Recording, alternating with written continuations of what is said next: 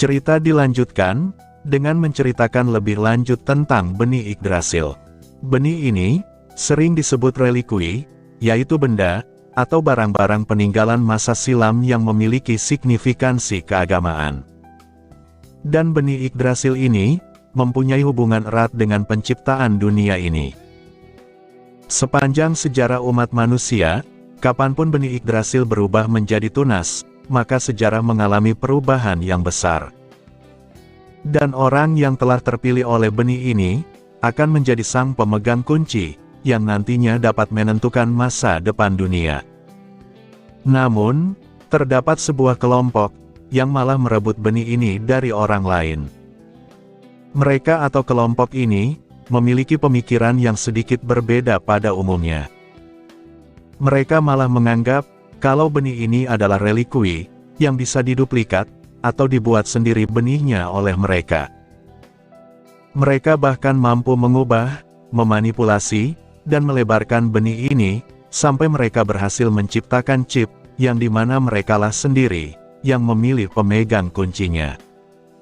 Dan benih alias chip buatan mereka itu, kemudian mereka masukkan ke dalam kepala manusia.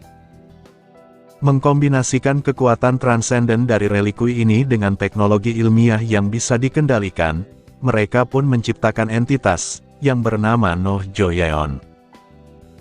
Kembali ke waktu yang sekarang, karena Joyeon sudah berada di tangan mereka, markas Skalops, maka tugas mendidik dan melindungi dia, demi masa depan dunia, akan menjadi prioritas utama.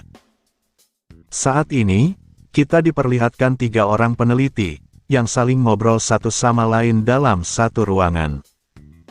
Yang botak berkacamata berkata dengan keringat dingin, kalau situasinya mulai berbahaya. Sementara pria yang menutupi kepalanya dengan tudung hazmat, mencoba berkomentar bahwa kecelakaan lain akan terjadi. Dan yang berambut hitam di kanan bertanya, perihal mengapa sang kapten, malah membiarkan subjek tersebut hidup.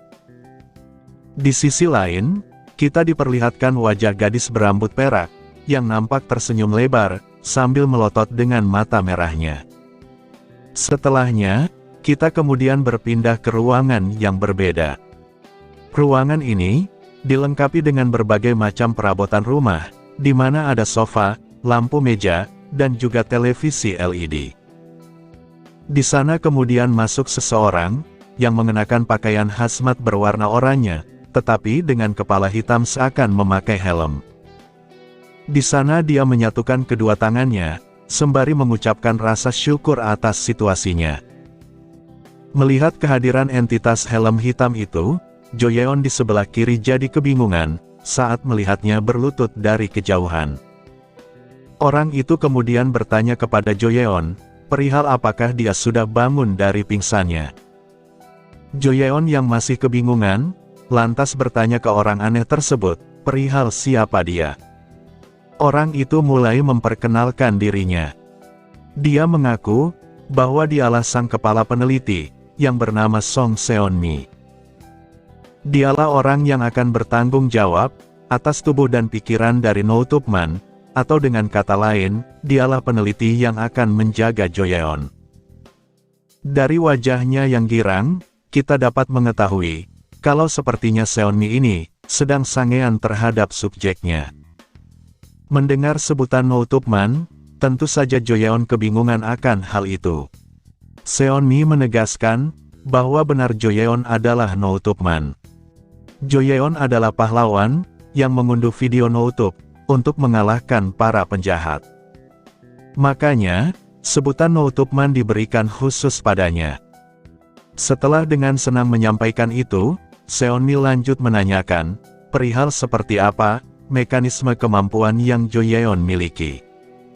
Apakah Joyeon hanya perlu menonton video No-Tub sebelum beraksi?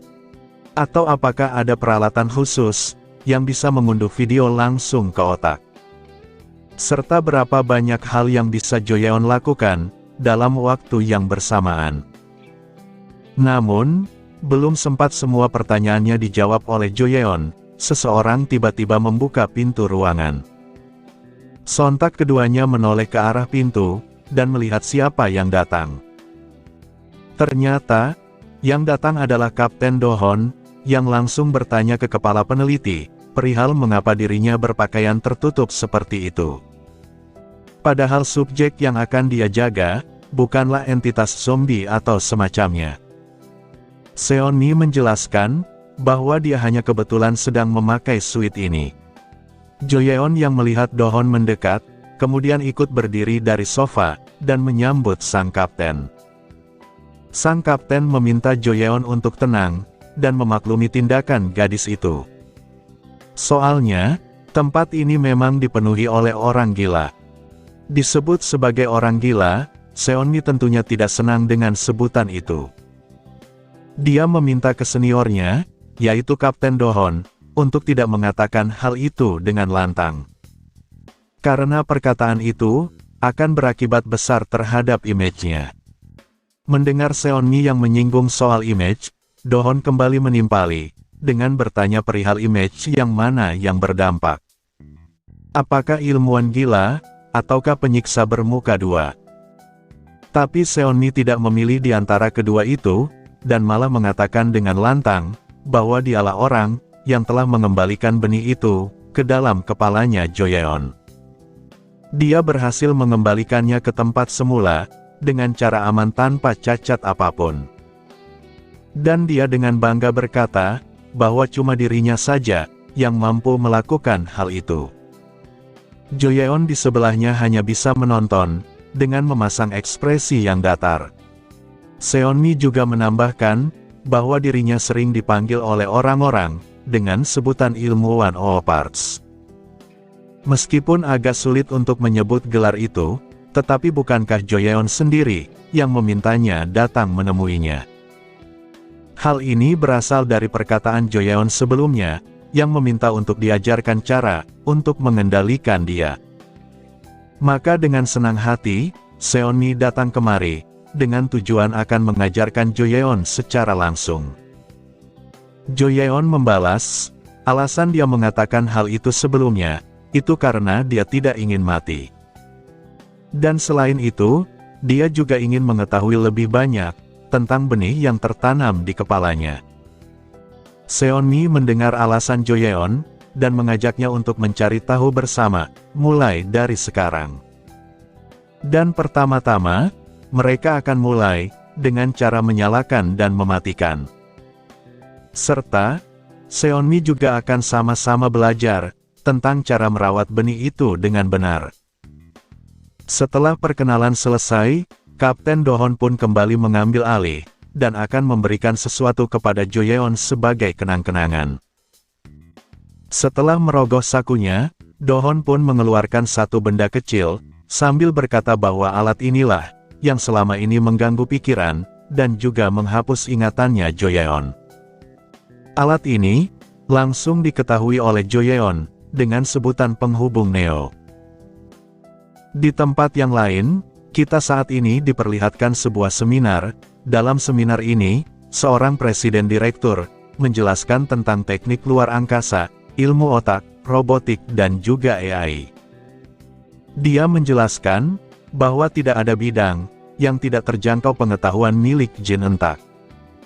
Setelahnya, seorang partisipan pun bertanya, perihal apa rencana sang presdir selanjutnya. Awalnya, sang presdir merasa senang karena disanjung oleh partisipan tersebut. Tetapi kemudian, dia menjawab dengan ragu, bahwa dirinya juga masih bingung. Tidak peduli seberapa sering dirinya memikirkan soal ini, pikirannya cuma tertuju kepada satu hal.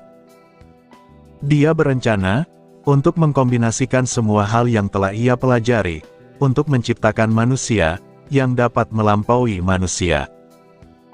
Contohnya, kaki yang lebih superior dari kaki manusia, kapasitas paru-paru yang lebih besar, dan tentunya kepandaian, yang melampaui manusia. Semua contoh ini, merujuk pada sebutan superhuman, atau proyek manusia super. Setelah mendengar rencana presdir yang bombastis itu, sontak para partisipan beramai-ramai bertanya, kalau apakah hal semacam itu mungkin terjadi. Sejak kapan hal ini, sudah direncanakan oleh sang presdir? Dan apakah proposal ini telah disetujui oleh banyak pihak atau belum? Bahkan di antara mereka, ada yang memberikan pertanyaan, kalau apakah sang presidir berani mengumumkan hal ini, tanpa adanya hasil penelitian terlebih dahulu. Pertanyaan yang satu ini, langsung dijawab oleh sang presidir, dengan berkata bahwa mungkin saja, akan terjadi sebaliknya. Namun, belum menjelaskan lebih lanjut apa maksudnya, dia pun berencana menyudahi seminarnya untuk hari ini. Saat dirinya menuruni tangga, dia disambut oleh seorang pengawal, yang memberitahukan presidir, mengenai mereka yang sudah menemukan wadahnya. Mendengar kabar tersebut, presidir seketika tersenyum lebar, dan berkata bagus sekali. Setelah itu, kita kemudian berpindah sebulan setelahnya. Saat ini, Seonmi nampak berteriak di depan pintu ruangan Joyeon, memberitahunya bahwa apakah dia lupa tentang sekolahnya yang dimulai hari ini. Joyeon yang mendengar kabar itu, langsung berteriak balik memastikan kebenarannya. Di ruangan Joyeon saat ini, kita dapat melihat, semuanya nampak berantakan. Makanan maupun benda elektronik, semuanya berserakan di lantai. Joyeon meminta Seonmi untuk menunggu sebentar, karena dirinya terlalu banyak menonton video YouTube. Di depan monitor yang sangat banyak, terlihat siluet Joyeon yang duduk di kursi putar. Setelahnya, Joyeon pun berbalik, dan berkata bahwa kepalanya pusing. Periode mekarnya benih, paling lama adalah setahun.